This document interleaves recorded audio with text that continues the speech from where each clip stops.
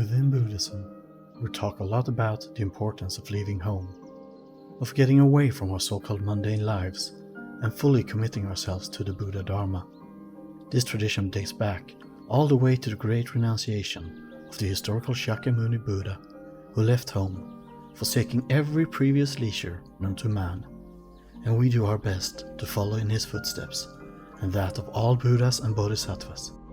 Within Zen Buddhism, the ordination ceremony for priests is called Shuke Tukodo, and while this often is translated as entering the priesthood, the literal translation is leaving home.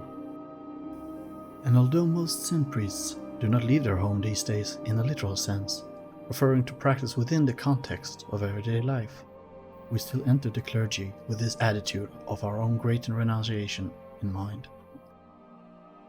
However, not many people talk about the importance of going home and the profound teachings doing so can provide. This weekend, I finally was able to visit my childhood home for the first time in over 2 years.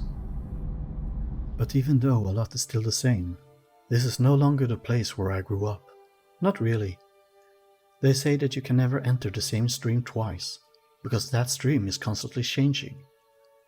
But you also can't enter the same stream twice, because the you that entered that stream is no longer you either. So much can change in 2 years, in a day, in a breath. Another word for a practitioner of the Buddha Dharma is stream enterer. But if the stream and the one who enters it are constantly changing, if they are both impermanent, then what is there to hold on to? What straw can we grasp at? Yes, this is still the land where my ancestors have lived for thousands of years, where I used to explore the ruins of old, where me and my father used to collect horse manure for the forge, where I first fell in love and carved our initials into the trees. This is where I grew up, and in the carelessness of childhood play, first discovered the footprints of the Buddhas and Bodhisattvas. And while it brings me great joy to now see my daughter making a connection to the same land, planting her first roots in the same dirt as I once planted mine, this is no longer the place where I grew up. Not really. Everything is constantly changing, and permanence is visible everywhere. What is there to hold on to when it's inevitable that the rain will sweep away our roots?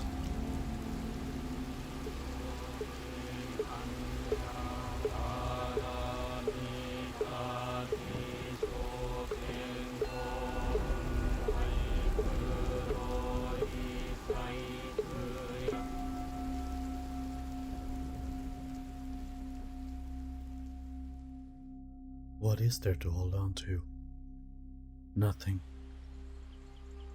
Nothing other than acceptance.